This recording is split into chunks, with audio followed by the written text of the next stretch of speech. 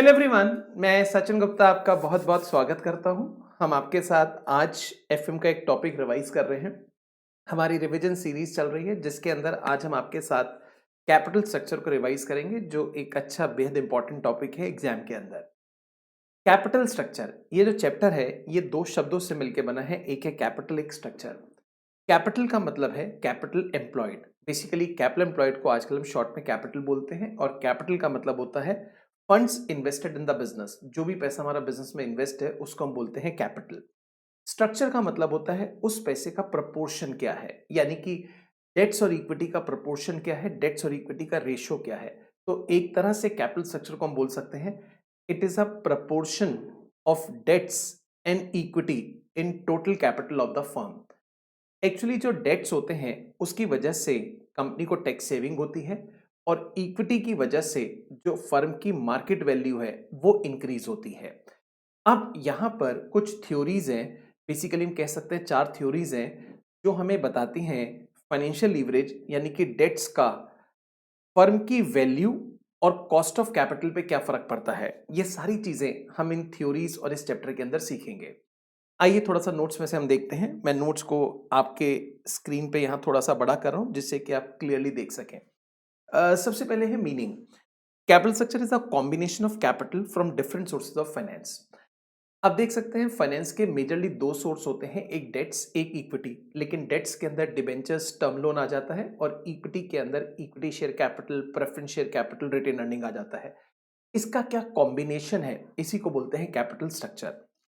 The sources and quantum of capital is decided keeping in mind the following factors. हमारे यहाँ date ज्यादा हो या हमारे यहाँ इक्विटी ज्यादा हो, इन बातों का ध्यान या इन बातों का डिसीजन जब हम लेते हैं तो हम तीन फैक्टर्स को कंसिडर करते हैं। एक है कंट्रोल, एक रिस्क और एक कॉस्ट। अब देखिए, अगर हम इक्विटी को ज्यादा फाइनेंस कराते हैं तो कहीं ना कहीं हमारा जो कंट्रोल है वो डाइल्यूट होता है। तो अगर हम डाइल्यूशन को रोकना चाहते हैं तो हम डेट्स को प्रेफर करते हैं। जहां तक रिस्क की बात है, डेट्स में रिस्क ज्यादा होता है क्योंकि कमाई कम हो या ज्यादा हो हमें इंटरेस्ट देना पड़ता है। और कॉस्ट अगर हम देखें तो डेट्स में कॉस्ट कम होती है, इक्विटी में ज्यादा होती है। इसके दो रीजन है। पहला, डेट्स के ऊपर जो हम इंटरेस्ट पे करते हैं उसके ऊपर हमें टैक्स सेविंग मिलती है, जबकि इक्विटी के डिविडेंड के ऊपर टैक्स सेविंग नहीं मिलती। दूसरा, डेट्स का जो रेट ऑफ इंटरेस्ट होता है वो बहुत कंपैरिजन में कम होता है इक्विटी के डिविडेंड से। इसका रीजन है, जैसे मान लीजिए डेट्स हमने 100 रुपए का फेस वैल्यू के अकॉर्डिंग इशू किया, तो उसका जो रेट ऑफ इंटरेस्ट होता है वो 8 से 10% के आसपास होता है। अगर एक इक्विटी शेयर हमने 10 रुपए का इशू किया है, लेकिन अगर आज उसका मार्केट प्राइस 400, 500, 800, 1000 है, तो हम जो डिविडेंड देते हैं वो मार्केट प्राइस को ध्यान में रख के देते हैं। जैसे मान लीजिए 10 रुपए की फेस वैल्यू है, उसके ऊपर हमने 10% दिया, तो 10% तो 1 रुपए ही बना ना। बाजार में उस शेयर का भाव चल रहा है 1000। अब जिसने 1000 रुपए का शेयर खरीदा उसको 1 रुपए डिविडेंड मिलेगा तो कैसा लगेगा। इस केस में हम लोग क्या करते हैं, जो डिविडेंड है वो 1000 के अकॉर्डिंग सोचते हैं। हम चाहते हैं एटलीस्ट उसको 20-30 रुपया तो मिले। और जब हम 20-30 रुपए डिविडेंड की बात करते हैं तो आप सोच के देखिए, ये 200 से 300% हो जाता है फेस वैल्यू का। ये फेस वैल्यू का 200 से 300%। तो इक्विटी का डिविडेंड बहुत ज्यादा होता है एज कंपेयर टू डेट्स का इंटरेस्ट। दूसरा, डेट्स के इंटरेस्ट में हमें टैक्स सेविंग मिलती है। आइए यहां पे हम देखते हैं क्या लिखा है। Control, design such a manner that existing share holder continue to hold majority stake. अगर आप कंट्रोल डाइल्यूट नहीं करना चाहते then we should prefer debts. Risk, designated in such a manner that financial risk of a company does not increase beyond a tolerable limit। Financial risk का मतलब होता है interest. Interest reasonable amount तक ठीक है, अगर बहुत ज्यादा होता है तो ऐसे में फाइनेंशियल रिस्क अराइज हो जाता है। और फाइनेंशियल रिस्क से आपने लीवरेज टॉपिक में हमारे साथ रिवाइज किया था, उसमें कंपनी के ऊपर बिजनेस रिस्क आ जाता है।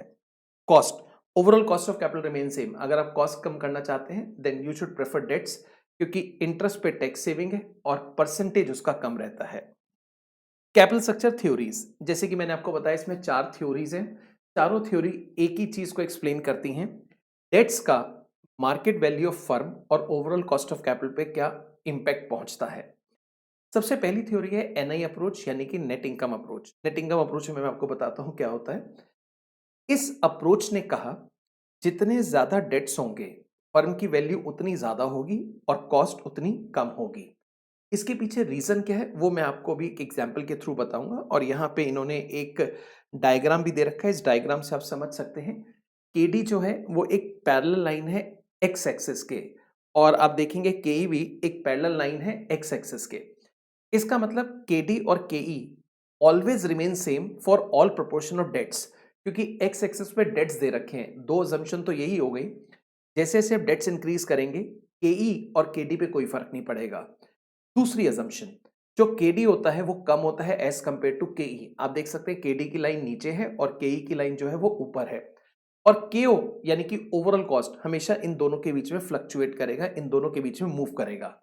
अगर आप डेट्स को जीरो रख दें तो के ओ केई के बराबर होगा और अगर आप 100% डेट्स रख लें तो के ओ के डी के बराबर होगा। अदरवाइज वो आप देख रहे हैं किस तरह से लाइन फॉल कर रही है जैसे जैसे डेट्स इंक्रीज हो रहे हैं।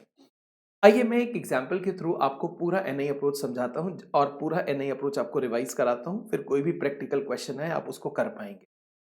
मैं आपको यहां पर एक एग्जाम्पल के अंदर लेके चलता हूं, उस एग्जाम्पल की हेल्प से हम एनआई अप्रोच को सीखेंगे। देखिए,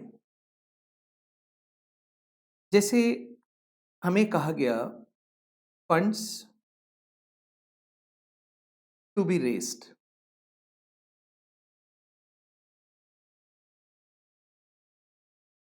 एक कंपनी है उसने 1 लाख रुपया रेस करना है, साथ में ईबीआईटी गिवन है 20,000, केडी 5% है, केई 10% है। हमें क्वेश्चन में वी और केओ ये फाइंड आउट करना है। अगर डेट्स का जो प्रपोर्शन है वो 10% है, 40% है, 70% है ऑफ टोटल कैपिटल, यानी कि टोटल कैपिटल का 10%, 40%, 70% ये डेट्स का प्रपोर्शन है। इस सिनेरियो में वैल्यू और केओ हमें फाइंड आउट करना है। आइए मैं आपको बताता हूं कैसे इस क्वेश्चन को कर सकते हैं। देखिए, तीन ऑप्शन दिए हैं, डेट्स है 40%, डेट्स है 10, 40 एंड 70। ये हो गया डेट्स का प्रपोर्शन। अब एक है डेट्स और एक इक्विटी। हमारी जो टोटल कैपिटल है debt is 1 lakh, total capital हमारी 1 लाख है। अब पहले वाले केस में 10% डेट्स है टोटल कैपिटल का, यानी कि 10,000 रुपीज, तो हमारा जो डेट्स होगा वो होगा 10,000। अब एक बात बताएं, अगर 1 लाख रुपए में 10,000 का डेट्स है तो इक्विटी कितनी? इक्विटी विल बी 90%, यानी कि 90,000। 1 लाख रुपए में 40% डेट्स हैं, अगर 40% डेट्स हैं तो 40,000 डेट्स हुए, रेस्ट इज इक्विटी 60%, 40 एंड 60। ऐसे यहां पर 70% डेट्स और 30% इक्विटी। अब हम इस जगह ईबीआईटी लिखेंगे 20,000, 20,000, 20,000। ईबीआईटी में से इंटरेस्ट माइनस किया, जो केडी होता है आपको मालूम है वो इंटरेस्ट की परसेंटेज होती है। हम पहले 10,000 पे निकालेंगे, फिर 40,000 पे, फिर 70,000 पे, और ये 5% दे रखा है। 10,000 का 5% हुआ 500, 40,000 का हुआ 2,000 और 70,000 का हुआ 3,500। ये हमने इंटरेस्ट निकाल दिया। अब जैसे ही ईबीआईटी में से हम इंटरेस्ट माइनस करते हैं तो इसको बोलते हैं ईबीटी। क्वेश्चन में ना तो कोई टैक्स दे रखा, ना कोई प्रेफरेंस डिविडेंड दे रखा, तो एक तरह से ये profit for equity share holder हो गया। This is profit for equity share holder, ये इक्विटी शेयर होल्डर में डिस्ट्रीब्यूट होगा। 19,500, 18,000 और 16,500। अब हम यहां पे निकालेंगे market value of equity. Market value of equity कैसे निकालते हैं? प्रॉफिट फॉर इक्विटी को के से डिवाइड करते हैं। ये फॉर्मूला हमने आपको आगे नेक्स्ट स्लाइड जब आपको दिखाएंगे उसमें दे रखा है। प्रॉफिट फॉर इक्विटी को के से डिवाइड करा, 19,500 डिवाइड बाय 10%। 18,000 डिवाइड बाय 10% और 16,500 डिवाइड बाय 10%। जैसे ही प्रॉफिट फॉर इक्विटी को के से डिवाइड करते हैं तो मार्केट वैल्यू ऑफ इक्विटी आ जाता है। This is 1,95,000, 1,80,000, 1,60,000। अब मार्केट वैल्यू ऑफ इक्विटी के अंदर हम लोग प्लस करते हैं market value of debts. Debts की मार्केट वैल्यू वही होती है जो बुक वैल्यू होती है। आप देख सकते हैं जो बुक वैल्यू है ऊपर, ये बुक वैल्यू है, क्योंकि डेट्स जो होते हैं वो मार्केट में फ्लक्चुएट नहीं करते हैं। 10,000, 40,000 और 70,000, यहां से हम वैल्यू निकाल सकते हैं। तो अवर वैल्यू इज 2,05,000, 2,20,000 एंड 2,35,000। अब हम क्यू निकालेंगे। क्यू का फॉर्मूला रहता है EBIT divide by V into 100। ये फॉर्मेट हमने आपको पीछे दे रखा है, आपको थोड़ी देर के बाद दिखा देंगे। EBIT 20,000 divide by V 2,05,000 into 100, 9.75%। EBIT divide by V into 100, 9.09। EBIT divide by V into 100, 8.51। अब आप यहाँ पे कुछ चीजें जरा नोट कीजिएगा ध्यान से। आइए, आप देख सकते हैं डेट्स का प्रोपोर्शन बढ़ रहा है, 10%, 40%, 70%। डेट्स के प्रोपोर्शन बढ़ने के साथ जो वैल्यू ऑफ फर्म है वो इंक्रीज हो रही है। डेट्स का प्रोपोर्शन बढ़ रहा है तो वैल्यू ऑफ फर्म इंक्रीज हो रही है। अब ऐसा क्यों हो रहा है मैं आपको बताना चाहता हूं। जब डेट्स बढ़ता है तो नो डाउट हमारा इंटरेस्ट ऑब्लिगेशन इंक्रीज होता है। अब आप कह सकते हैं ये तो एक बुरी बात है, कंपनी के ऊपर फाइनेंशियल रिस्क आ रहा है, इंटरेस्ट ऑब्लिगेशन बढ़ रहा है। अब देखिए, जब इंटरेस्ट बढ़ता है तो पैरेलली जो हमारी इक्विटी है वो कम हो रही है, क्योंकि हमारे पास डेट्स का प्रोपोर्शन ज्यादा है। अब इंटरेस्ट देने के जो बचता है वो प्रॉफिट फॉर इक्विटी बचता है। मैंने प्रॉफिट फॉर इक्विटी को हाईलाइट किया, एक है 19,500, एक 18,000, एक 16,500। अगर कोई भी बच्चा इसको देखता है एब्सोल्यूट फिगर में तो कहता है सर प्रॉफिट फॉर इक्विटी कम हो रहा है। ऐसा नहीं है, मैं आपको बताना चाहता हूं प्रॉफिट फॉर इक्विटी जो है वो बढ़ रहा है। कैसे? आप जरा ध्यान से सामने समझिएगा बात को। ये जो प्रॉफिट है ये बुक वैल्यू ऑफ शेयर्स है, इसमें डिस्ट्रीब्यूट होगा। मान लीजिए एक शेयर की वैल्यू अगर 10 रुपए भी है, 90,000 बुक वैल्यू है, तो ये प्रॉफिट 9,000 शेयर में डिस्ट्रीब्यूट होगा। ये वाला जो प्रॉफिट है वो 6,000 शेयर में डिस्ट्रीब्यूट होगा, और ये जो प्रॉफिट है ये 3,000 शेयर में डिस्ट्रीब्यूट होगा। तो पहली वाली फिगर जो 19,500 की है, आप समझ सकते हैं वो 9,000 शेयर पे डिस्ट्रीब्यूट होगा। समवेयर 2 रुपए के आसपास आता है प्रॉफिट। जो 18,000 है वो 6,000 शेयरों में डिस्ट्रीब्यूट होगा, करीब करीब 3 रुपए के आसपास आता है। और लास्ट वाला जो प्रॉफिट है वो 5, 5.5 रुपए आता है, क्योंकि 16,500 3,000 शेयर पे डिस्ट्रीब्यूट होगा। जब शेयर होल्डर की अर्निंग बढ़ती है तो मैं आपको दिखाना चाहता हूं जो वैल्यू है इक्विटी की वो भी इंक्रीज होती है। अब आप कह सकते हैं वैल्यू 1,95,000 है, 1,80,000 है, 1,65,000 है, ये इंक्रीज थोड़ी हो रही है, उल्टे तो डिक्रीज हो रही है। मैं आपको यहां पे बताना चाहूंगा इनफैक्ट ये वैल्यू इंक्रीज हो रही है। कैसे? बुक वैल्यू है ये and this is the market value. Book value है ये and this is the market value. Book value है ये और ये मार्केट वैल्यू है। जो पहली वाली मार्केट वैल्यू है वो 9,000 शेयर की है, जो सेकंड वाली मार्केट वैल्यू है वो 6,000 शेयर्स की है, और जो आखिरी वाली मार्केट वैल्यू वो 3,000 शेयर की है। होता क्या है, जब हम डिबेंचर्स को बढ़ाते हैं नो डाउट इंटरेस्ट बढ़ता है, बट कॉरेस्पॉन्डिंगली शेयर्स कम होते हैं। इंटरेस्ट देने से प्रॉफिट स्लाइटली कम होता है, लेकिन वो प्रॉफिट कम शेयर्स में डिस्ट्रीब्यूट होता है तो पर शेयर प्रॉफिट बढ़ जाता है। जैसे पर शेयर प्रॉफिट बढ़ता है, बाजार में हमारे शेयर की डिमांड आती है और शेयर का प्राइस इंक्रीज होता है, तो मार्केट वैल्यू ऑफ इक्विटी जो है वो इंक्रीज होने लगती है। कॉरेस्पॉन्डिंगली डेट्स हमारे पास है, दोनों का टोटल करते हैं तो वैल्यू इंक्रीज हो जाती है। अब क्वेश्चन ये कॉस्ट क्यों कम होती है? ये तो बड़ा ऑब्वियस सा रीजन है। केडी 5% है, केई 10% है। अगर आप सस्ते सोर्स को यानी कि डेट्स को अपने कैपिटल स्ट्रक्चर में बढ़ाएंगे और महंगा सोर्स यानी कि इक्विटी को कम करेंगे तो ऑब्वियसली आपकी जो ओवरऑल कॉस्ट है वो तो कम होगी होगी।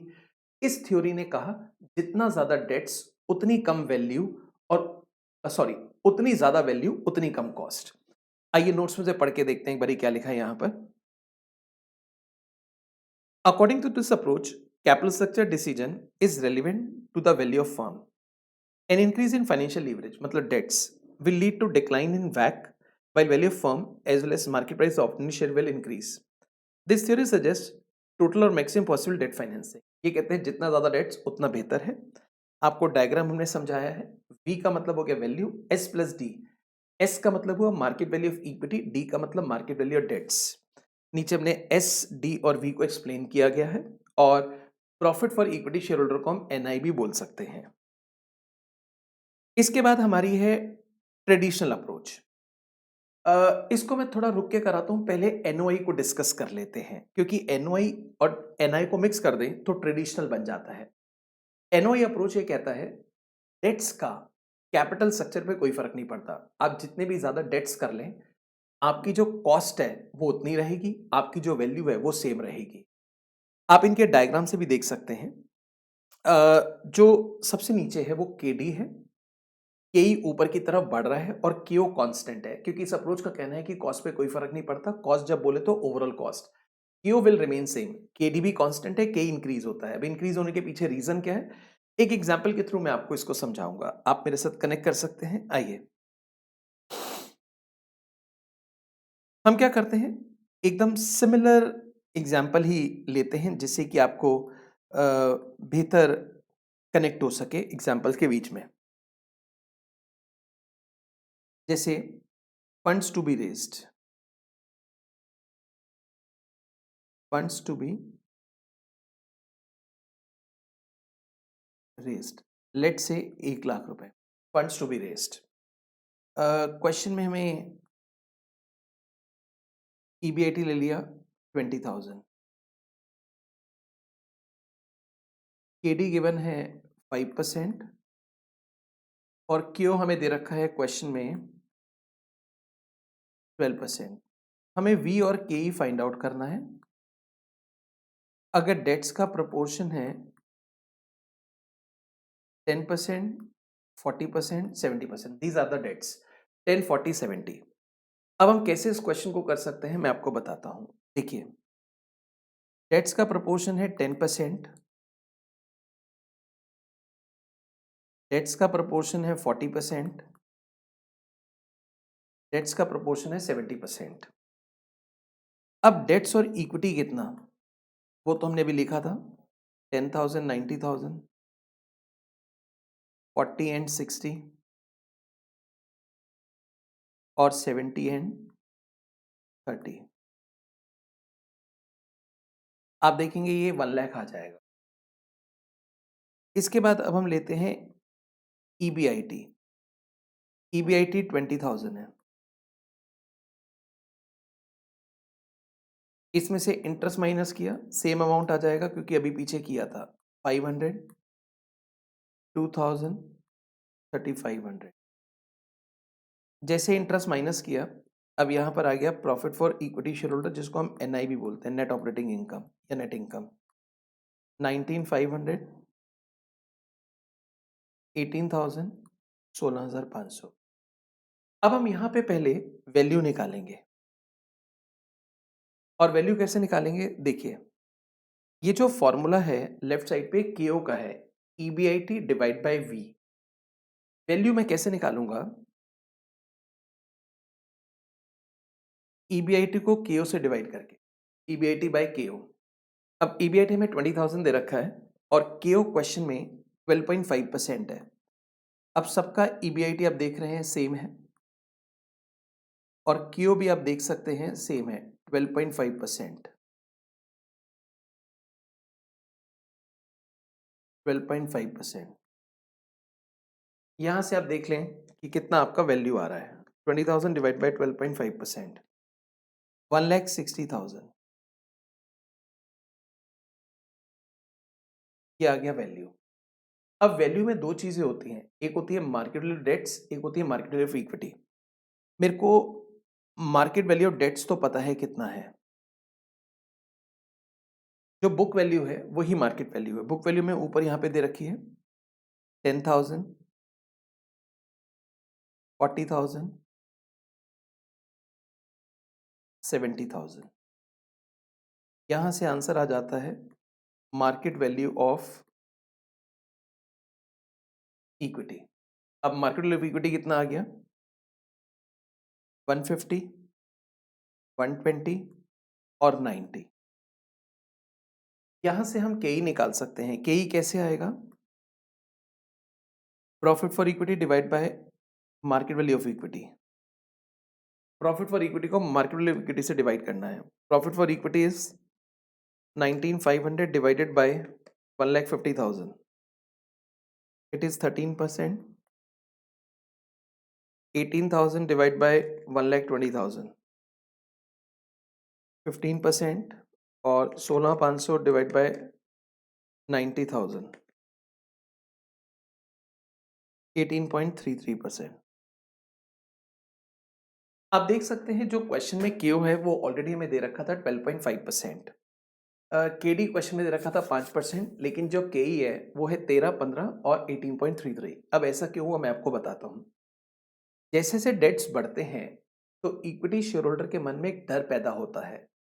उसको ऐसा लगता है ये कंपनी अपने ऊपर फाइनेंशियल बर्डन ले रही है, अब जो भी ये कमाएगी पहले इंटरेस्ट के तौर पे डिबेंचर होल्डरों को मिलेगा, हमें तो वैसे भी बचा कुचा मिलेगा, जब इंटरेस्ट ज्यादा होगा तो कम बचेगा। अब जैसे पहले सिनेरियो में कंपनी ने 10% से लेके 40% डेट्स किए, तो आप देखिए इंटरेस्ट का ऑब्लिगेशन पहले 500 रुपए था, 2,000 हो गया। तो equity share holder insecure feel करता है और वो कंपनी को कहता है मैं आपकी कंपनी के शेयर बेच के जा रहा हूं, अब मैं किसी ऐसी कंपनी के शेयर खरीदूंगा जिसपे डेट्स नहीं होंगे।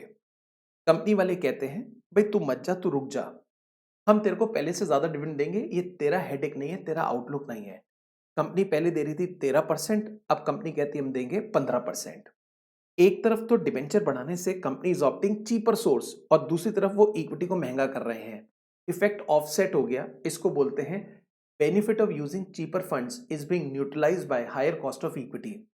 अब दोबारा से डिबेंचर को 40 से 70% किया। अब जैसे ही 40 से 70% किया, इंटरेस्ट का ऑब्लिगेशन फिर बढ़ गया, इक्विटी शेयर होल्डर फिर फैल गए, कह रहे हम जी यहां से जाएंगे। तो कंपनी ने कहा तुम रुक जाओ, हम तुम्हारा डिविडेंड 15 से 18.33 कर रहे हैं। एक तरफ तो कंपनी डिबेंचर बढ़ा रही है क्योंकि डिबेंचर सस्ते हैं, दूसरा इक्विटी महंगी कर रही है, तो ओवरऑल कॉस्ट पे क्या फर्क पड़ेगा? It will remain same. इसकी वजह से यहां पर क्यू सेम रहता है, वैल्यू सेम रहती है। इन दोनों अप्रोच में मैं आपको एक पॉइंट बता सकता हूं, कई बार प्रैक्टिकल क्वेश्चन में मेंशन नहीं होता कि कौन सी अप्रोच से क्वेश्चन करना है। अगर आपको क्वेश्चन में के ई दे रखा है तो ये एनआई का क्वेश्चन है, के ओ दे रखा है तो ये एनओआई का क्वेश्चन है।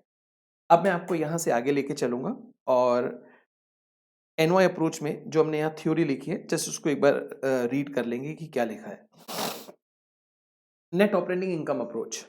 According to this approach capital structure decision of the firm are irrelevant. Debt से इक्विटी से कोई फर्क नहीं पड़ता। Any change in leverage will not lead to any change in total value of the firm and market price of share. Leverage में कितना भी change हो, ना वैल्यू पे फर्क पड़ता ना मार्केट प्राइस पे फर्क पड़ता। As the overall cost of capital is independent of the degree of leverage. Overall cost of capital debt से बिल्कुल इंडिपेंडेंट है। As per this approach increase in use of debts which is apparently cheaper is offset by increase in equity capitalisation rate. वही मैंने कहा, जो डेट्स का benefit है वो higher cost of equity offset कर देती है। डायग्राम आपके सामने है। एक होता है ट्रेडिशनल अप्रोच। ट्रेडिशनल अप्रोच ये कहता है डेट्स का फर्क पड़ता है कैपिटल स्ट्रक्चर के ऊपर। अगर डेट्स होंगे तो वैल्यू बढ़ेगी और कॉस्ट कम होगी, लेकिन एक लिमिट तक। अगर आपने उस लिमिट से ज्यादा डेट्स को बढ़ा दिया तो आपकी वैल्यू गिर जाएगी और कॉस्ट जो है वो इंक्रीज होना शुरू हो जाएगी। देखते हैं यहाँ क्या लिखा है। This approach favours as a result of financial leverage up to a certain point cost of capital comes down and value of firm increases. However, beyond that point, reverse trend emerges. Under this approach, rate of interest on debts remain constant for certain period, thereafter increase. जो KD है वो एक time period तक same रहेगा, फिर वो increase होगा। Expected rate by equity share holder remain constant और इंक्रीज ग्रेजुअली। जो KE है वो एक हद तक सेम रहेगी, उसके बाद वो इंक्रीज होना शुरू हो जाएगी। तो KD KE दोनों में फीचर है। जैसे जैसे डेट्स बढ़ेंगे एक लिमिट तक सेम रहेगा, जैसे उस लिमिट को क्रॉस करा दोनों ही इंक्रीज हो जाएंगे। मैं दोबारा से एक एग्जाम्पल के थ्रू आपको ट्रेडिशनल अप्रोच को एक्सप्लेन करता हूँ। आप मेरे साथ यहाँ कनेक्टेड रहिए। आइए, ट्रेडिशनल अप्रोच। जैसे एग्जाम्पल वही कंटिन्यू करते हैं फिगर्स के साथ। Funds to be raised, funds to be raised 1 lakh. Question ने कहा EBIT 20,000, KD 5%, KE 10%। लेकिन मैं आपको बताना चाहता हूँ ये 8% पे इंक्रीज होगा, ये 12.5 पर। ऐसा कब होगा? If debts increases by more than 50%। अगर डेट्स का प्रोपोर्शन 50 से ज्यादा होगा तो KD 8 हो जाएगा और जो KE है वो 12.5 हो जाएगा। क्वेश्चन कहता है V और KO ये दो चीजें फाइंड आउट करो। अगर डेट्स हैं 40%, 10%, 40% एंड 70%, टोटल कैपिटल का डेट्स इतना है। तो एक तरह से 3 केसेस हो गए, डेट्स 10%, 40%, 70%। ब्रेकअप वही रहेगा 1 लाख का, 10,000 यानी कि 10%, 1 लाख का 90,000 इक्विटी, 1 लाख का 40%, रेस्ट इज इक्विटी, 1 लाख का 70%, rest is equity. EBIT question में दे रखा है 20,000,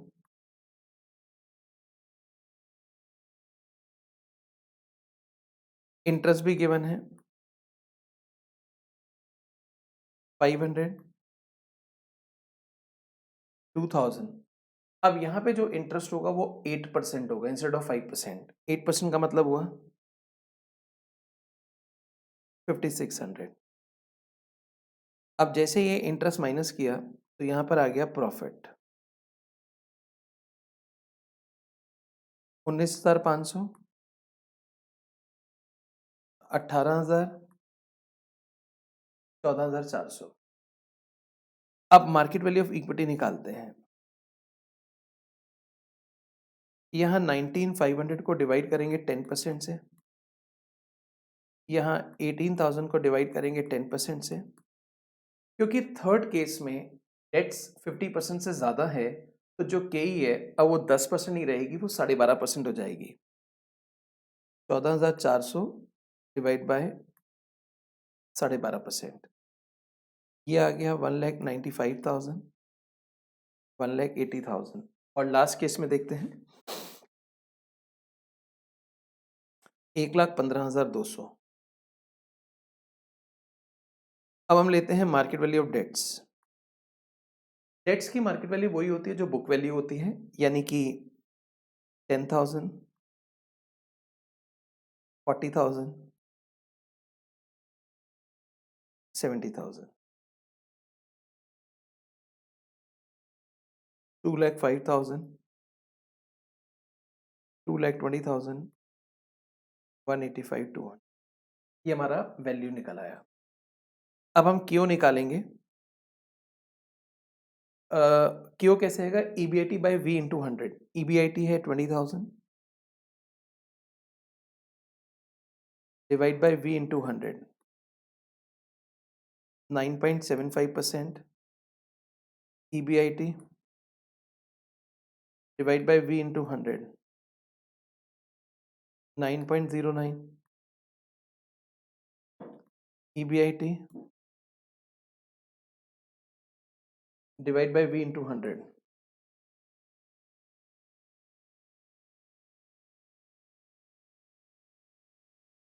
20,000 आएगा। मैंने गलती से 14,400 लिख,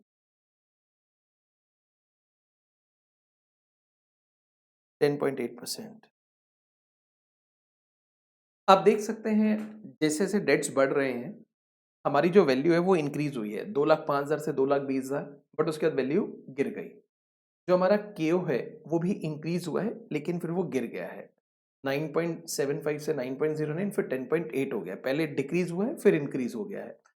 तो ये अप्रोच कहती है आप डेट्स को बढ़ाओ लेकिन एक लिमिट में बढ़ाओ। अगर इस क्वेश्चन में हम लैंग्वेज को देखें वो लिमिट 50% है क्योंकि 50% के बाद हमारा केडी और केई दोनों बदल रहे हैं। आप डेट्स को बढ़ाएं लेकिन एक लिमिट में बढ़ाएं। इसके बाद हमारी जो नेक्स्ट अप्रोच है that is MM approach, Modigliani and Miller, which is a very very important approach. Modigliani and Miller MM approach ने कहा हम पूरी तरह से सेटिस्फाइड हैं जो एनओआई ने कंक्लूजन ड्रॉ किया है, यानी कि डेट्स का वैल्यू ऑफ फर्म और ओवरऑल कॉस्ट ऑफ कैपिटल पे कोई फर्क नहीं पड़ता। डिबेंचर रखने से ऐसा नहीं कि वैल्यू बढ़ती है। तो कहते हैं we are fully satisfied with the conclusion drawn by NOI approach, लेकिन इन लोगों ने अपने व्यू को एक्सप्लेन करने के लिए एक प्रोसेस अपनाया है जिसका नाम है आर्बिट्रेज प्रोसेस। आर्बिट्रेज प्रोसेस के अंदर इन्वेस्टर जो होता है वो ओवर वैल्यू फर्म के शेयर को बेचता है और अंडर वैल्यू फर्म के शेयर को खरीदता है। इस प्रोसेस के अंदर या तो वो होममेड लीवरेज करता है या वो अनडू लीवरेज करता है। कुछ अजम्पशंस हैं, जैसे पहली अजम्पशन है कैपिटल मार्केट आर परफेक्ट, यानी कि जो भी इंफॉर्मेशन है वो हर इन्वेस्टर के पास अवेलेबल है। यहाँ इनसाइडर इंफॉर्मेशन, इनसाइडर ट्रेडिंग जैसी कोई चीज नहीं होती। शेयर को खरीदने बेचने में कोई कमीशन ब्रोकरेज नहीं लगता। इन्वेस्टर रैशनली बिहेव करते हैं, जैसे एक इन्वेस्टर ने किया उसकी नकल बाकी के इन्वेस्टर निकालेंगे। और यहाँ पे किसी भी प्रकार का कॉर्पोरेट टैक्स या कैपिटल गेन टैक्स नहीं है, यानी कि शेयर को बेचने खरीदने में इनकम टैक्स वाले आपसे किसी भी प्रकार का टैक्स नहीं लेंगे। It means capital market are perfect, investor behave rationally, there is no transaction cost and there are no income tax. इसके बेसिस पर एमएम का आर्बिट्रेज प्रोसेस चलता है। मैं आपको ये कॉन्सेप्ट कुछ एग्जाम्पल से समझाऊंगा, आप मेरे साथ कनेक्ट कर सकते हैं अब से।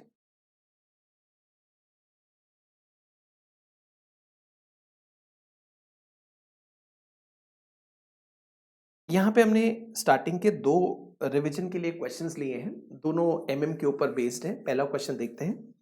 There are 2 companies N M having same earning, यानी कि 20,000। M is a levered while having a debts of 1,07%.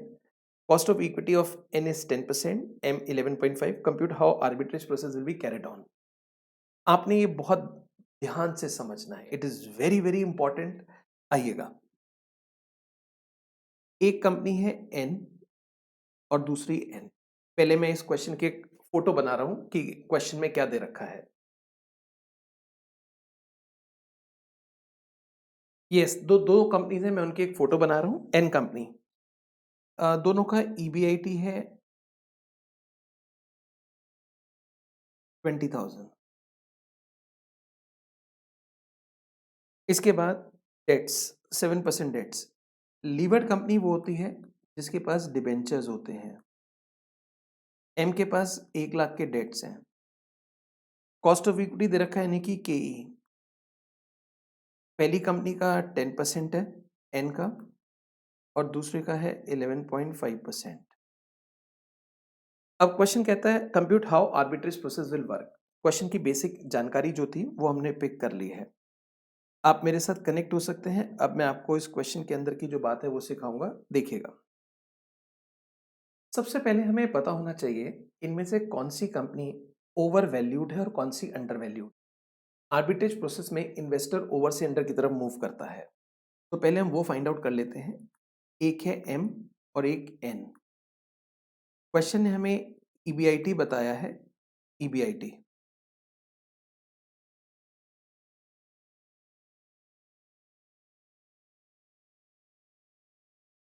EBIT है 20,000। इसमें से हम इंटरेस्ट माइनस करेंगे। फर्स्ट केस में तो कोई इंटरेस्ट नहीं है और सेकंड केस में 7% निकलेगा 1 लाख का। अगर 1 लाख का 7% निकाले तो 7,000 हो गया। अब ये आ गया प्रॉफिट, मतलब ये सारी की सारी अर्निंग्स अपनी एज डिविडेंड डिस्ट्रीब्यूट कर देते हैं। ये भी एमएम मान के चलता है। तो पहले केस में प्रॉफिट आया 20,000 और सेकंड केस में आया 13,000। अब हम निकालेंगे market value of equity. Profit for equity को केई से डिवाइड करके, प्रॉफिट फॉर इक्विटी को केई से डिवाइड करके चेक करते हैं कितना आता है।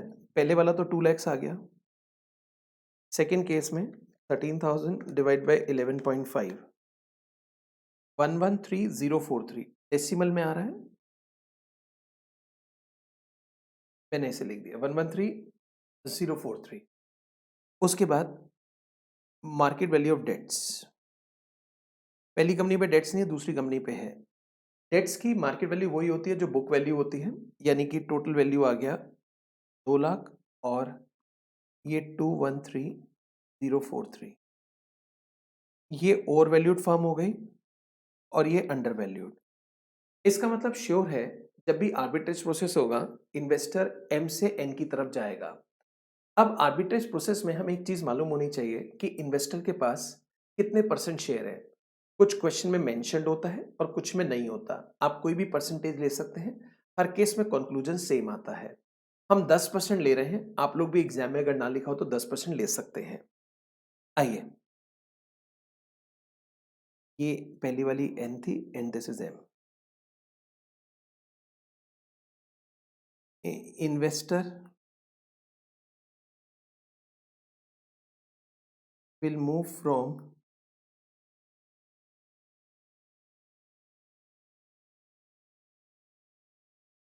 M to N। इन्वेस्टर जो मूव करेगा वो M से N की तरफ करेगा।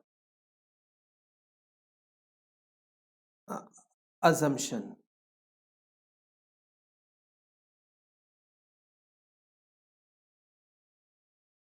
investor holding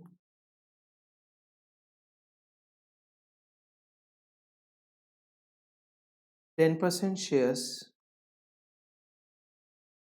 of M company। अगर उस पर 10% शेयर्स हैं तो उसकी अर्निंग कितनी होगी? इस कंपनी का प्रॉफिट है 13,000,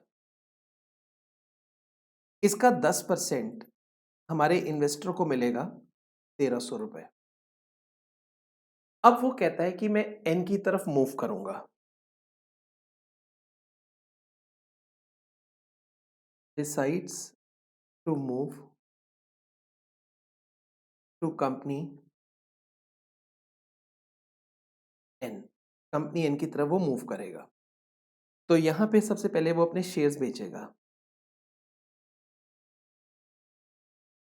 सेल ऑफ शेयर्स। अब जो शेयर बेचते हैं वो मार्केट वैल्यू पे बेचते हैं, जो भी बाजार में भाव चल रहा है। ये टोटल शेयरों की मार्केट वैल्यू है 113,043। इसका 10%, क्योंकि उस पर 10% शेयर है, 11,304, इतने में वो शेयर बेचेगा। अब यहां पर एमएम की अजम्पशन है होममेड लीवरेज, इसको आप थोड़ा ध्यान से समझिएगा। होममेड लीवरेज, अगर इन्वेस्टर किसी ऐसी कंपनी से जा रहा है जिसके पास डिबेंचर है तो ये लोन मांगेगा और कंपनी इसको लोन दे देगी। लोन कितना होगा? जितने परसेंट इसके पास शेयर हैं उतने परसेंटेज डिबेंचर का लोन मांगेगा।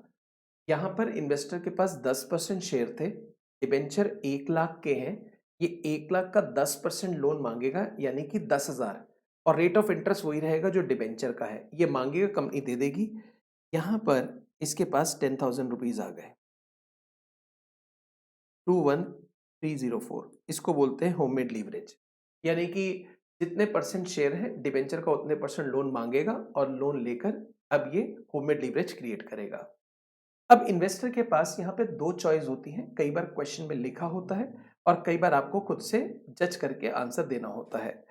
दो चॉइस मैं आपको दोनों करा रहा हूं, फर्स्ट और सेकेंड।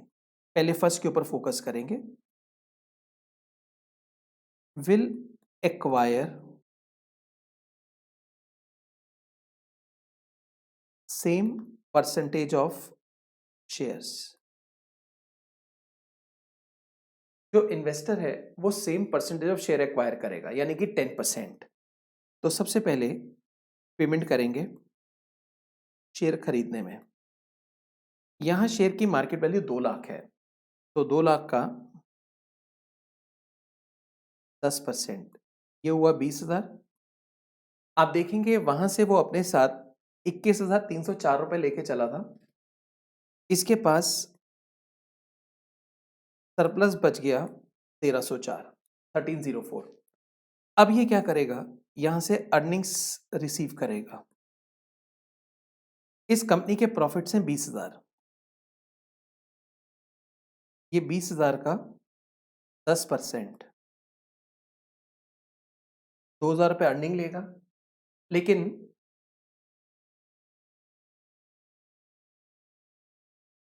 तो 10% अर्निंग रिसीव करेगा और जो ये लोन लेके चला था उसके ऊपर ये कंपनी को इंटरेस्ट पे करेगा। होममेड लीवरेज में इसने वहां से 10% लोन लिया था, यानी कि 10,000, और इस पे रेट ऑफ इंटरेस्ट वही रहेगा जो रेट ऑफ इंटरेस्ट डेट्स का था। और डेट्स का रेट ऑफ इंटरेस्ट कितना था, एक बार चेक कर लेते हैं। डेट्स का रेट ऑफ इंटरेस्ट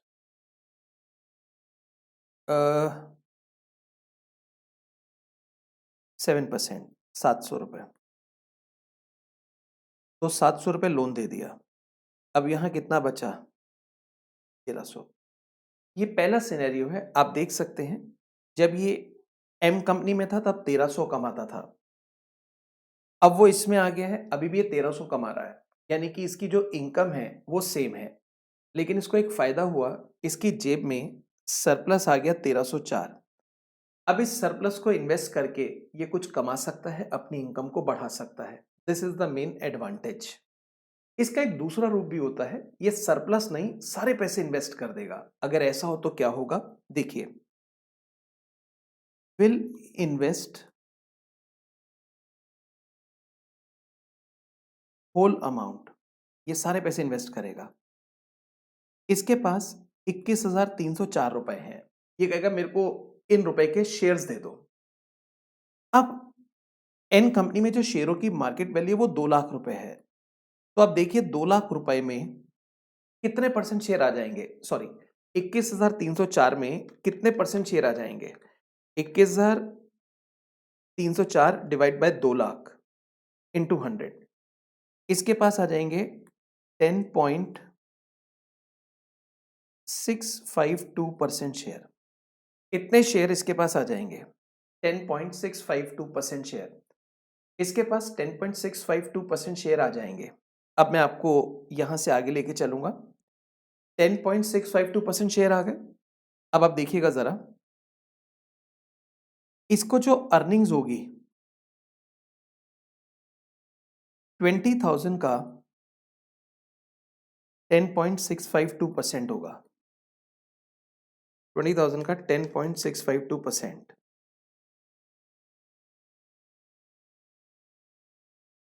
इसको अर्निंग होगी 2130 की, जबकि इंटरेस्ट 700 रुपए है। तो इसके पास बच गया 1430। आप देख सकते हैं सिंपली इसने मूव करा है एम से एन में, और मूव करने में हुआ क्या, पहले 1300 रुपए कमा रहा था, अब 1430 कमा रहा है। हमारे पास दो ऑप्शंस होती हैं, पहला अर्निंग सेम रखकर सरप्लस दिखा दो, या दूसरा उसकी अर्निंग्स बढ़ा दो। अब एग्जाम में कैसे करना होता है, मैंने देखा एग्जाम में कई बार क्वेश्चन में लिखा होता है आर्बिट्रेज प्रोसेस से उसकी अर्निंग्स में कितना इंक्रीज हुआ ये बताएं, तो ऑब्वियसली उसमें सेकंड वाला ऑप्शन करना है। कई बार लिखा होता है आर्बिट्रेज प्रोसेस से उसके पास सरप्लस कितना आएगा, तो फर्स्ट वाला ऑप्शन करना है। अगर कुछ ना लिखा हो तो आप कोई भी ऑप्शन कर सकते हैं, बट दोनों एग्जाम में नहीं करने।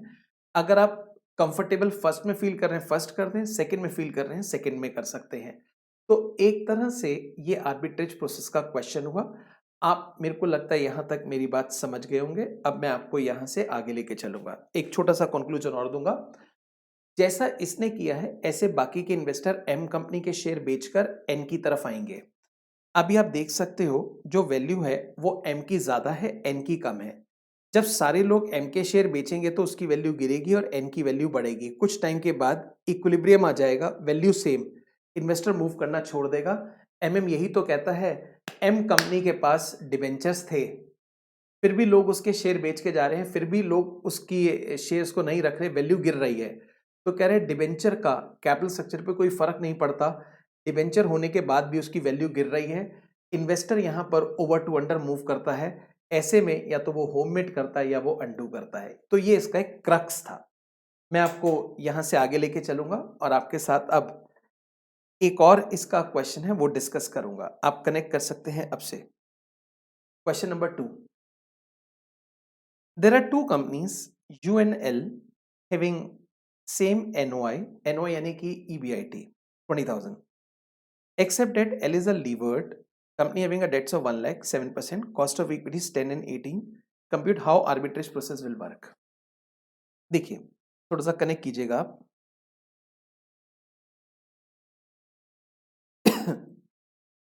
दो कंपनीज हैं यू एंड एल, ईबीआईटी दे रखा है 20,000, दोनों का 20,000, 7% डेट्स, एल लीवर्ड का 1 लाख डेट्स है, कॉस्ट ऑफ इक्विटी यानी कि के इसका 10% और इसका 18%। मैं देखना चाहूंगा कौन सी कंपनी ओवर वैल्यू और कौन सी अंडर वैल्यू है। तो इसके लिए शुरू करते हैं, जैसे ईबीआईटी 20 और 20, इंटरेस्ट 0 और 7,000, प्रॉफिट आ गया 20 और 13, market value of equity 20,000 by 10%, 2 lakh, 13,000 by 18%, 72,222,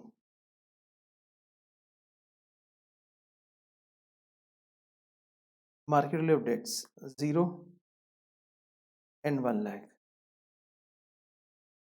2 lakh, 172,222। अब देखेंगे जो ओवर वैल्यू है वो यू है और ये अंडर वैल्यू है। इन्वेस्टर मूव करेगा यू से एल की तरफ। अब यहाँ पे भी हम वही बात ले लेते हैं। लेट से इन्वेस्टर के पास 10% शेयर है,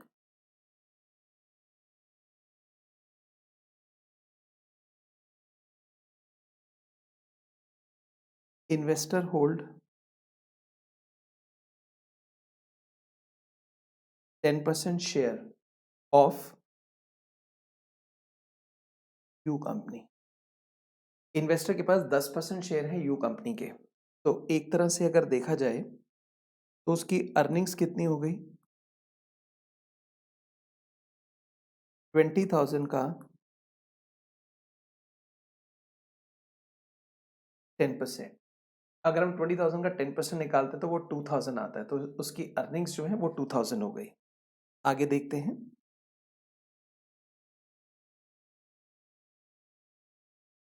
decides to move to company L, कहता है मैं कंपनी एल में मूव करूंगा। अब सेल ऑफ शेयर्स, उसके पास यू कंपनी के शेयर हैं जिनका मार्केट वैल्यू 2 लाख है। अब वो 10% में बिकेगा यानी कि 20,000 में। यहाँ पे वो होममेड लीवरेज नहीं करेगा क्योंकि वो यू से जा रहा है, जहां से जा रहा है उस पर डेट्स नहीं है। डेट्स किसी एक कंपनी में होते हैं, एमएम की अजम्पशन है, तो यहाँ होममेड लीवरेज नहीं होगा। तो टोटल हो गया 20,000। अब यहाँ पे दो चॉइस है। पहला, सेम परसेंटेज ऑफ शेयर्स, वो एल कंपनी में same percentage of share acquire करेगा। सेम परसेंटेज का मतलब आप देखिएगा जरा, 10% equity share capital, 72,222 market value है, 10% शेयर एक्वायर करेगा, 7,222 के आएंगे। लेकिन यहां पे वो अंडू लीवरेज करेगा। अंडू लीवरेज का मतलब क्या होता है, अगर वो डिबेंचर वाली कंपनी में आ रहा है तो उसने जितने परसेंट शेयर खरीदे हैं, ये डिबेंचर का उतने परसेंट कंपनी को लोन देगा और कंपनी ले लेगी, और रेट ऑफ इंटरेस्ट डिबेंचर वाला रहेगा। इसने 10% शेयर खरीदे, 10%, तो ये यहां पर जो लोन देगा, जिसको हम बोलेंगे अनडू लीवरेज, वो 1 लाख का 10% होगा यानी कि 10,000। इसके जो पैसे खर्च होंगे वो इतने होंगे, जबकि वो लेके चला था 20,000। अगर मैं चेक करूं कि कितने इसके पास बच गए, तो इसका आंसर है he is having surplus fund of 2728। इसके पास सरप्लस है 2728 का। अब इसकी अर्निंग्स कितनी होगी वो देख लेते हैं। जो प्रॉफिट फॉर इक्विटी है वो कितना है? इस कंपनी का है 13,000। 13,000 का 10% 1300 हो गया। और इंटरेस्ट इस केस में रिसीव होगा 10,000 पे 7%, 700। आप देखेंगे कमाई पहले भी 2,000 थी, अभी भी 2,000 है। जेब में सरप्लस आ गया, अब उससे अपनी इनकम बढ़ा सकता है। This is called arbitrage process. इससे पहली कंपनी जो है यू, उसकी वैल्यू गिरेगी और दूसरी कंपनी एल, उसकी वैल्यू बढ़ेगी। ये भी हो सकता है वो सारा अमाउंट इन्वेस्ट करे, विल इन्वेस्ट होल अमाउंट। अब यहां पे कई बार बच्चों को दिक्कत आती है कि कैसे करें। एक है इक्विटी, एक डेट्स। उसके पास 20,000 रुपए है। यहां कंडीशन ये होती है जितने परसेंट वो शेयर खरीद रहा है उसको डिबेंचर का उतने परसेंट लोन देना है। अब वहां तो 10-10% हो गया था, यहां परसेंटेज नहीं है। तो आप एक काम करें, ये एल कंपनी में आया है। एल कंपनी की ये मार्केट वैल्यू है, डेट्स की और इक्विटी की। आप जो इन्वेस्ट करना चाहते हैं वो इस मार्केट वैल्यू की रेशो में डिवाइड कर दें। आप जो भी इन्वेस्ट करना चाहते हैं उसको इस मार्केट वैल्यू की रेशो में डिवाइड कर दें। तो आप कहिए 20,000 रुपए हमारे पास है, हम इसको अगर इस रेशो में इन्वेस्ट करें तो हमारा बनेगा यहां पर 8387। इक्विटी में जाएगा 8387 और जो बच गया वो जाएगा डेट्स में। डेट्स में जाएगा 11,612, 613 कर दें, डेट्स में इतना जाएगा।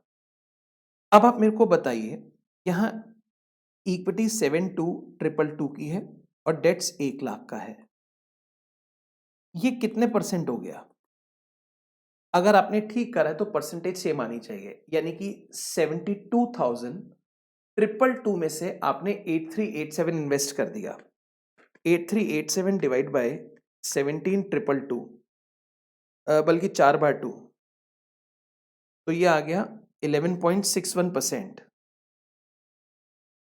11.61%। और ये भी आप देखेंगे तो 11.61% आएगा। अब यहां पे इसको अर्निंग्स होगी, डिविडेंड। जो कंपनी एल है उसका जो प्रॉफिट है वो 13,000 है। 13,000 का 11.61 और इंटरेस्ट इसने डेट्स में इन्वेस्ट किया है 11,613 रुपए, उसका 7%। ये इसकी टोटल इनकम हो गई। चेक करके देखते हैं टोटल इनकम कितनी आई है। 13,000 इंटू 11.61% और 613 इंटू 7%। Total income is 2322। पहले 2,000 रुपए कमा रहा था, अब वो कमा रहा है 2322। एनी हाउ इसकी इनकम इंक्रीज हो गई है। This is what we call arbitrage process. मैं उम्मीद करता हूँ यहाँ तक आपको मेरी बात समझ आ गई होगी। मैं आपको यहाँ से आगे लेके चलता हूँ। अब आइएगा, देखिए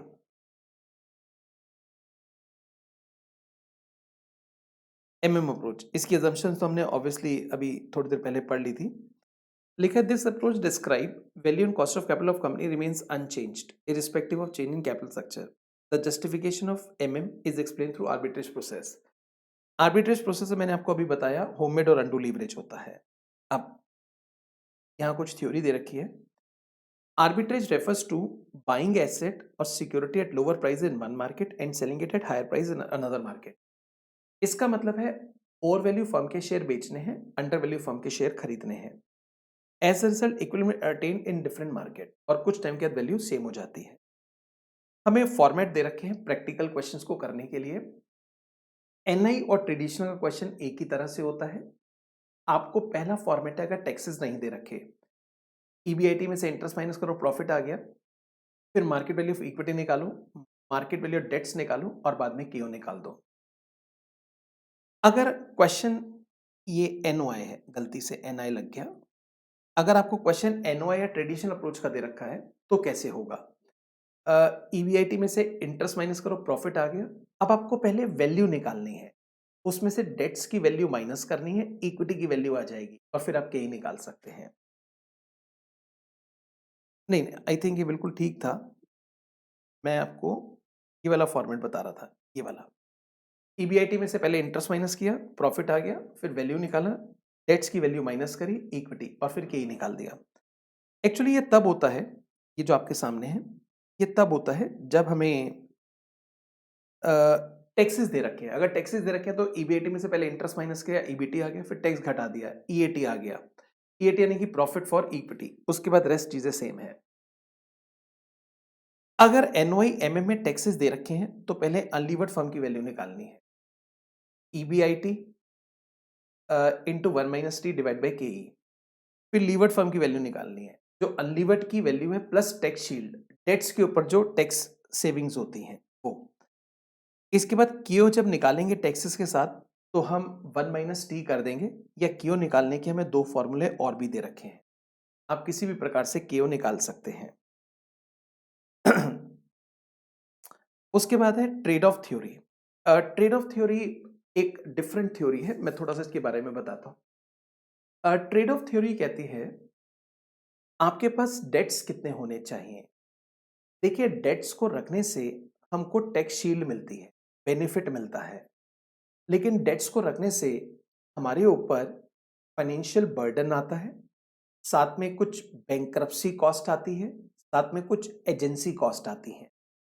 ट्रेड ऑफ थ्योरी ये कहती है आपको जितना बेनिफिट डेट से मिल रहा है, अगर आप डेट्स की कॉस्ट उतनी ही रखें तो ये एक बेस्ट अमाउंट रहेगा डेट्स का। मतलब जितना डेट्स रखने से आपको टैक्स सेविंग हो रहा है, टैक्स सेविंग के जितना ही आपको कॉस्ट पड़ना चाहिए। This is called trade off approach. मैं आपको इसको एक्सप्लेन करके बताता हूं। यहां पे हम तीन बातें पढ़ेंगे। पहली बात, किसी भी प्रकार का टैक्स नहीं है और ना ही कोई बैंक्रप्सी कॉस्ट है। अब बैंक्रप्सी कॉस्ट के पहले एक बार मैं आपको बता देता हूं।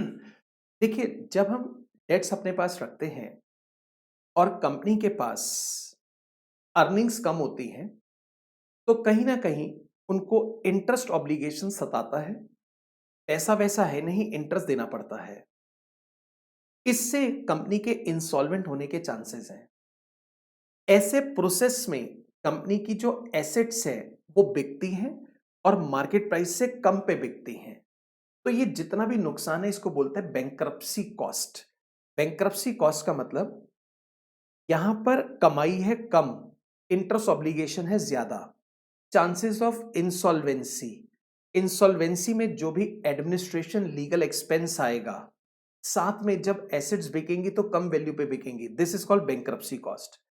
पहले सिनेरियो में मान के चल रहे हैं यहां पर किसी भी प्रकार का, यहां पर किसी भी प्रकार का टैक्स नहीं है और ना ही यहां पर कोई बैंक्रप्सी कॉस्ट है। ऐसे सिनेरियो में आप समझिए ट्रेड ऑफ थ्योरी क्या कहती है। यहां हमारा डेट्स चल रहा है, ये हमारा डेट्स चल रहा है। ऐसे में फर्म की वैल्यू आप देख सकते हैं ये वाली होगी, मैं रेड कलर से यहां बना रहा हूं, this is the value of firm.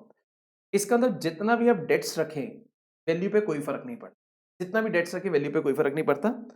एक तरह से ये MM अप्रोच है 1958 विदाउट टैक्स। तो पहला ट्रेड ऑफ थ्योरी ये कहता है, MM अप्रोच 1958 का कंक्लूजन में ले रहा हूं, जितना भी आप डेट्स रखेंगे उससे वैल्यू पे कोई फर्क नहीं पड़ेगा। अब सेकंड इसमें कॉन्सेप्ट है with taxes but no bankruptcy cost, with taxes but no bankruptcy cost. ये MM की थ्योरी है 1963 विद टैक्स। आप देखिए एक्स एक्सेस पे जैसे जैसे डेट्स बढ़ रहे हैं, जो फर्म की वैल्यू है ये वाली, ये इंक्रीज होती जा रही है, फर्म की वैल्यू इंक्रीज होती जा रही है। जितने ज्यादा डेट्स उतनी ज्यादा वैल्यू। तीसरा कॉन्सेप्ट है with tax and bankruptcy cost. Tax भी है, बैंक्रप्सी कॉस्ट भी है, दोनों है। तो ऐसे में देखो, वो कहते हैं जैसे जैसे डेट्स बढ़ेगा वैल्यू बढ़ेगी, लेकिन एक लेवल के बाद वैल्यू गिरनी शुरू हो जाएगी। एक लेवल के बाद वैल्यू गिरनी शुरू हो जाएगी, क्योंकि टैक्स सेविंग उतनी नहीं है जितनी बैंक्रप्सी कॉस्ट आ गई है। टैक्स सेविंग उतनी नहीं है जितनी बैंक्रप्सी कॉस्ट है। इतने ज्यादा भी डेट्स ना बढ़ाओ कि बैंक्रप्सी कॉस्ट ज्यादा हो जाए, टैक्स सेविंग कम हो जाए, ये हार्मफुल है। तो ऐसे में आप इतना डेट्स रख सकते हैं, क्योंकि इस पॉइंट पर आप देखेंगे मैक्सिमम वैल्यू आ रही है। तो ट्रेड ऑफ अप्रोच 3 पार्ट में पढ़ते हैं। पहला, no tax no bankruptcy cost, जितना भी डिबेंचर रखो। दूसरा, with tax no bankruptcy cost, जितना ज्यादा डिबेंचर उतनी ज्यादा वैल्यू। और तीसरा, with tax with bankruptcy cost, आप डेट्स उतना रखें जितना डेट से टैक्स सेविंग हो और वो टैक्स सेविंग कॉस्ट के बराबर हो। अगर आप डेट्स जरूरत से ज्यादा बढ़ा देंगे तो बैंक्रप्सी कॉस्ट ज्यादा हो जाएगी, टैक्स सेविंग कम, तो ये गलत बात है। आप डेट्स लिमिट में रखें, और वो लिमिट यहां पे हम वैल्यू के तौर पे देख पा रहे हैं। हमने एक पैरेलल लाइन डाली है वाई एक्सिस से। ये हमारा ट्रेड ऑफ थ्योरी है। आइए next, packing order theory. Packing order theory कहती है कि जब भी हमें फाइनेंस कराना हो तो हमारे पास 3 सोर्सेज होते हैं। एक होता है इंटरनल इक्विटी। इंटरनल इक्विटी का मतलब होता है रिटेन अर्निंग। ये सबसे चीप सोर्स होता है, क्योंकि ना तो इसमें कोई फ्लोटेशन कॉस्ट होती है, ना कोई इशू कॉस्ट लगता है। सेकेंड नंबर पे आप सिक्योर्ड, अनसिक्योर्ड, हाइब्रिड डेट्स ले सकते हैं, क्योंकि उसमें टैक्स सेविंग मिलती है। और तीसरे नंबर पे अगर आपको पैसा रेज करना हो तो आप इक्विटी शेयर होल्डर को प्रेफर कर सकते हैं, जिसको हम एक्सटर्नल इक्विटी भी बोलते हैं। तो पहला हुआ इंटरनल इक्विटी, दूसरा हुआ डेट्स, और तीसरा हुआ एक्सटर्नल इक्विटी। आइए, फैक्टर्स डिटरमाइनिंग कैपिटल स्ट्रक्चर।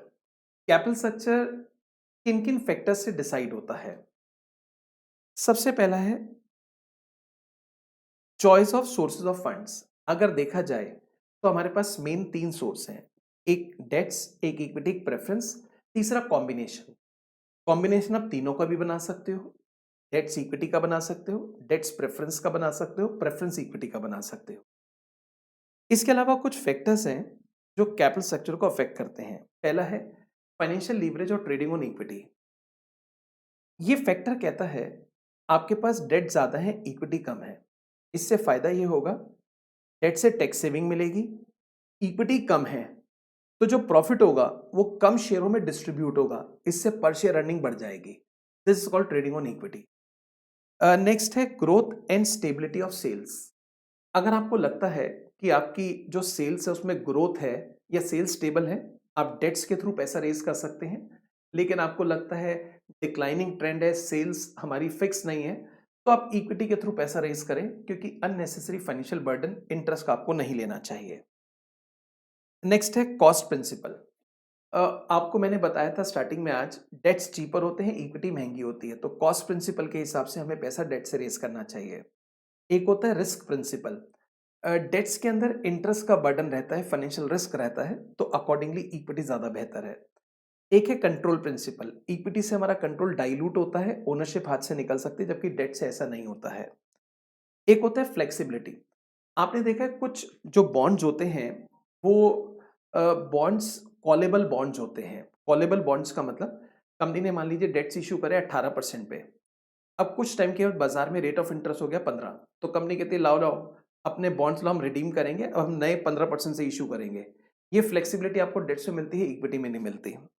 इसके अलावा कुछ अदर कंसिडरेशन है, जैसे इशू का टाइमिंग क्या है, इंडस्ट्री का नेचर क्या है, इन सब बातों पे भी हमारा कैपिटल स्ट्रक्चर अफेक्ट करता है। ऑप्टिमम कैपिटल स्ट्रक्चर वो होता है जिसमें वैल्यू ज्यादा हो और कॉस्ट कम हो। वैल्यू ज्यादा और कॉस्ट कम। अब ऑप्टिमम कैपिटल स्ट्रक्चर में एक होता है ईबीआईटी, ईपीएस, एमपीएस एनालिसिस। हम ये जानना चाहते हैं कि हम कितना पैसा डेट से या कितना इक्विटी से, कितना प्रेफरेंस से फाइनेंस कराएं। तो इसका आंसर है जिस केस में आपका मार्केट प्राइस ज्यादा हो आप उसको ऑप्ट कर सकते हैं। ऐसा तब पॉसिबल है जब आपका एक सिंगल ईबीआईटी हो, लेकिन अगर ईबीआईटी वेरी करता है तो ऐसे में आप इंडिफरेंस पॉइंट का सहारा ले सकते हैं। इंडिफरेंस पॉइंट वो पॉइंट होता है या वो ईबीआईटी का अमाउंट होता है जिसपे हर ऑप्शन में ईपीएस सेम आता है। इंडिफरेंस पॉइंट से अगर आप कम कमा रहे हैं तो आपको पैसा रेज करना चाहिए इक्विटी से, और ज्यादा कमा रहे हैं तो डेट से। Financial break even. Financial break even का मतलब होता है ईबीआईटी का वो अमाउंट जहां ईपीएस जीरो होता है, ईबीआईटी का वो अमाउंट जहां ईपीएस जीरो होता है।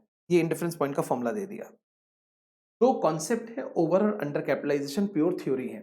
ओवर कैपिटलाइजेशन का मतलब होता है हमारे पास कैपिटल ज्यादा है एज कंपेयर टू जितनी हमें चाहिए। अब ज्यादा कैपिटल आइडल पड़ी हुई है, उसके ऊपर हम रिटर्न नहीं कमा रहे हैं, लेकिन उसके ऊपर हमें कॉस्ट तो देनी पड़ेगी। इसका मतलब हमारे पास इनफ्लो कम है और आउटफ्लो ज्यादा है। ऐसी सिचुएशन को ओवर कैपिटलाइजेशन बोलते हैं। ओवर कैपिटलाइजेशन कैसे आइडेंटिफाई होती है?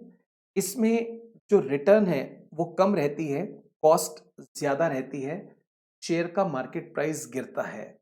इसकी रेमेडी है, कंपनी अपने कुछ शेयर बायबैक कर सकती है, कंपनी अपने बिजनेस को रीऑर्गेनाइज कर सकती है, डिबेंचर होल्डर से बात करके उनके क्लेम्स को कम कर सकती है। अंडर कैपिटलाइजेशन इसका रिवर्स होता है, कैपिटल जो हमारे पास है वो कम है एज कंपेयर टू जो हमें चाहिए। तो कैपिटल हमारे पास जो बिजनेस में लगी है कम है, इससे होता क्या है, रिटर्न हमारी ज्यादा होती है, शेयर का मार्केट प्राइस बढ़ता है। अगर आप चाहें तो स्टॉक स्प्लिट करके अपनी अंडर कैपिटलाइजेशन को ठीक कर सकते हैं। ये हमारा सारा कॉन्सेप्ट था। एक दो प्रैक्टिकल क्वेश्चंस और भी हैं, उनको जरा आपके साथ ले लेते हैं जिससे कि आपका टॉपिक बहुत अच्छे से रिवाइज हो जाए। मैं आपके साथ क्वेश्चन नंबर 5 पर आऊंगा, विच is a question of indifference point. Indifference point का कॉन्सेप्ट वहां रेलिवेंट होता है जहां हमारे पास दो सोर्सेज होते हैं फंड्स रेज करने के।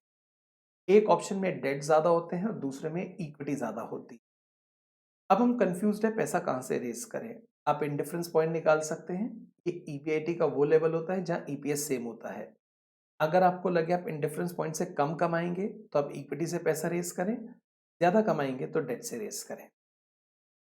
Fifth question, Alpha Limited require funds amounting to 80 lakhs for new project. To raise this funds, company has two options. पहला, इक्विटी शेयर इशू करें 100 रुपए का 60 लाख के और बाकी डेट्स के थ्रू।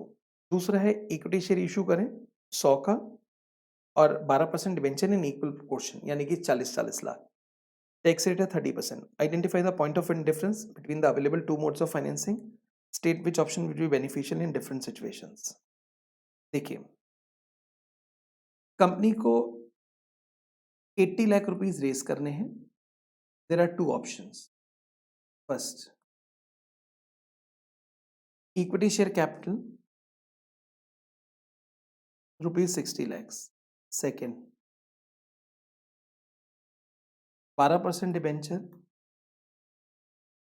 रुपीज 20 लैक्स। बोरो का मतलब डिबेंचर्स हो गया और शेयर 100 रुपए का एक है।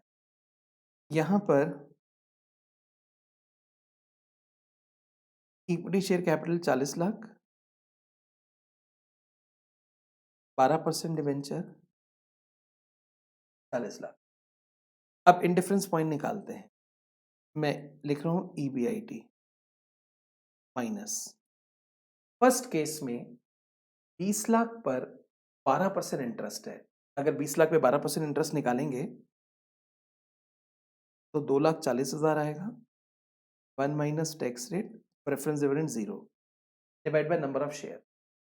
60 लाख रुपए हैं, 100 रुपए का एक शेयर है, तो नंबर ऑफ शेयर कितने हो गए?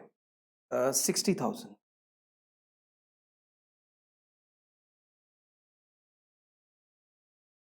ईबीआईटी माइनस 40 लाख पर 12%, 4,80,000। 1 minus T, preference dividend 0, number of share हो गए 40,000। 40 लैक्स डिवाइड बाय 100। अगर फॉर्मूले में माइनस के बाद दोनों तरफ जीरो हैं जैसे ये, तो आप कैलकुलेशन में जीरो के साथ 1 माइनस टी को भी काट सकते हैं। सॉरी, 1 माइनस टी ये तो रहेगा, 1 माइनस टी को भी काट सकते हैं। अब आप क्रॉस मल्टीप्लाई कर लें, यानी कि 4 ईबीआईटी माइनस 2,40,000 और 60,000 को मैंने 6 ले लिया, EBIT minus 4,80,000। 4 EBIT minus 9.6 lakh, 6 EBIT minus 28.8। अब यहां से आप क्वेश्चन को सॉल्व कर सकते हैं। 2 EBIT is equals to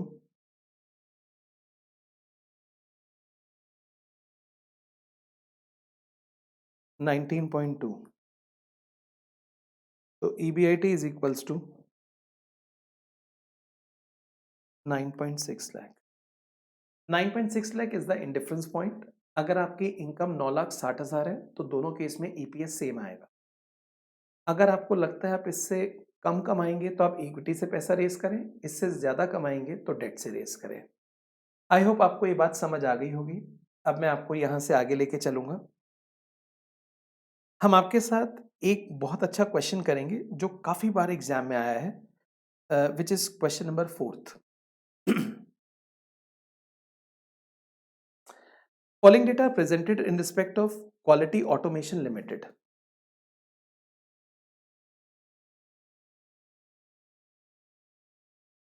Profit before interest and tax EBIT 52 lakh, interest on debenture 12%, 12 lakh. अब डिबेंचर का कोई तो अमाउंट होगा जिसके ऊपर हमने 12% इंटरेस्ट दिया तो इंटरेस्ट 12 लाख बना। यस, डिबेंचर होंगे 100 लाख के। इसके बाद ईबीटी आ गया, उसमें से टैक्स दे दिया तो पैट आ गया। नंबर ऑफ शेयर्स दे रखे हैं, प्रॉफिट आफ्टर टैक्स को नंबर ऑफ शेयर से डिवाइड किया यानी कि 20 लाख बाय 8 लाख, तो ईपीएस आ गया। पी रेशो 10 दे रखी है, इन दोनों को मल्टीप्लाई करा तो एमपीएस आ गया। रेशो टॉपिक में भी सिखाते हैं। EPS into PE ratio is equals to MPS. Company is planning to start a new project requiring a total capital outlay of 40 lakhs। इनको 40 लाख रुपए चाहिए। You are inform debts equity ratio higher than 35% pushes the KE up to 12.5%, means reducing the PE ratio 8। अगर हमारी dates equity ratio 35% से ज्यादा है तो ऐसे में पी रेशो 8 आ जाएगा। अब 12.5% का क्या इस्तेमाल है मैं आपको बताता हूं। पी रेशो का एक फॉर्मूला होता है 1 डिवाइड बाय के ई, 1 डिवाइड बाय के ई। अगर आप 1 को 12.5 से डिवाइड करेंगे तो आपका पी रेशो देखिएगा 8 आ जाएगा। And raises the interest rate on additional amount to 14%, तो इंटरेस्ट हो जाएगा 14%। Find out probable price of share if additional fund are raised as loan, the amount is raised by issuing equity share. दो options हैं, या तो loan के through race करें या शेयर्स के थ्रू रेस करें। रिटेन अर्निंग 1.2 करोड़ है, रिटेन अर्निंग 1.2 करोड़ है। मैं आपको बताना चाहता हूं प्रेजेंट कैपिटल एम्प्लॉयड। सबसे पहले डिबेंचर्स हैं 100 लाख के, रिटेन अर्निंग है 1.2 करोड़ यानी कि 120 lakhs की, और इक्विटी शेयर कैपिटल है 80,000, सॉरी 8 लाख शेयर है, 10 का एक है, 80 लाख की, टोटल है 300 लाख। अब हमारे पास दो चॉइस हैं, एक पैसे को रेस करें डेट से और एक इक्विटी से। ऐसे में हमारी डेट्स प्लस इक्विटी रेशियो क्या होगी? वैसे डेट्स इक्विटी रेशियो का फॉर्मूला होता है डेट्स बाय इक्विटी, बट अगर हम इस क्वेश्चन को देखें तो उन्होंने कहा है डेट्स इक्विटी रेशियो का फॉर्मूला क्या लेना है, ऊपर लेना है डेट्स, नीचे लेना है डेट्स प्लस इक्विटी। जो मेरा डेट्स है वो 100 lakhs है और डेट्स प्लस इक्विटी है 100 प्लस 200। यहां पे भी ऐसा ही है 100 lakhs, 100 प्लस 200। अब एडिशनल 40 lakhs अगर डेट से आता है तो आप देखिए, एक तो ये 40 लाख यहां प्लस हो जाएगा और एक 40 लैक्स यहाँ प्लस होगा। एडिशनल 40 लैक्स अगर इक्विटी से आता है तो वो सिर्फ इक्विटी में प्लस होगा, क्योंकि हमें 40 लाख रुपया और रेस करना है। अब ऐसे सिनेरियो में मैं अपनी डेट से इक्विटी रेशियो निकालता हूं। पहले केस में आती है 41.18% और दूसरे केस में आती है 29.41%। क्योंकि पहले वाले केस में आप देखेंगे जो डेट से इक्विटी रेशियो है वो 35 से ज्यादा है, तो इस सिनेरियो में पी रेशियो 8 हो जाएगा और जो इंटरेस्ट है वो 14% रहेगा। अब नए कैपिटल रेस करने से जब बिजनेस में वो इन्वेस्ट होगा तो ऑब्वियसली हमारी अर्निंग्स भी बढ़ेंगी। मैं आपको दिखाना चाहता हूं हमारा प्रेजेंट ईबीआईटी कितना है। प्रेजेंट ईबीआईटी है 52 लैक्स। आप देखिए हम कैपिटल का कितने परसेंट कमा रहे हैं। We are earning 52 lakhs on 300, we are earning 17.33%। अगर हम 40 लाख रुपए और रेस कर लें तो अब हम 340 लैक्स कैपिटल का 340 लैक्स पे 17.33% कमाएंगे। तो ये कितना होता है मैं चेक करता हूं।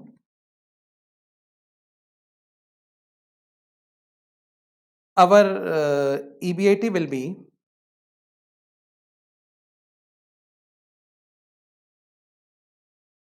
58.93 lakhs.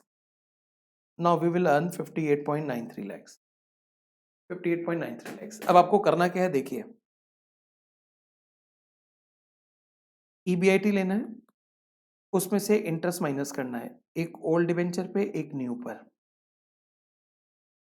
EBT आ गया, उसमें से टैक्स माइनस करना है, EAT आ गया, फिर EPS आ जाएगा,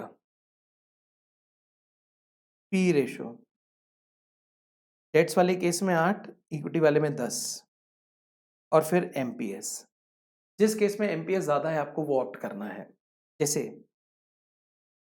EBIT है 58.93, EBIT है 58.93। पुराना इंटरेस्ट दोनों केस में 12 लाख आएगा। यहां पर 40 लाख रुपए रेस करेंगे, रेट ऑफ इंटरेस्ट रहेगा 14%। ये EBT आ गया, इसके ऊपर जो टैक्स रेट दे रखा है क्वेश्चन ने वो ले लिया और यहां से नंबर ऑफ शेयर्स लेंगे। पहले हमारे पास शेयर 8 लाख थे और यहां नंबर ऑफ शेयर्स कितने होंगे मैं आपको बताता हूं। आपका जो मार्केट प्राइस ऑफ शेयर है वो 25 है। जब आप 40 लाख रुपए रेस करेंगे और 25 रुपए का एक शेयर है तो नंबर ऑफ शेयर्स कितने हो जाएंगे? 40 लैक्स डिवाइड बाय 25, 1,60,000। तो अगर देखा जाए तो यहां पर नंबर ऑफ शेयर होंगे 9.6 लाख। आप ईपीएस जो भी आए अगर आप उसको पी रेशियो से मल्टीप्लाई करेंगे तो एमपीएस आ जाएगा। जिस केस में आपका एमपीएस ज्यादा है अब वो ऑप्शन ऑप्ट करेंगे। आई होप आपको ये अच्छे से समझ आ गया होगा। तो पूरा कैपिटल से हमने रिवाइज कर लिया है। मैं आपसे कनेक्ट करूंगा नेक्स्ट सेशन में एक नए टॉपिक रिवीजन के साथ। Thank you very much, take care.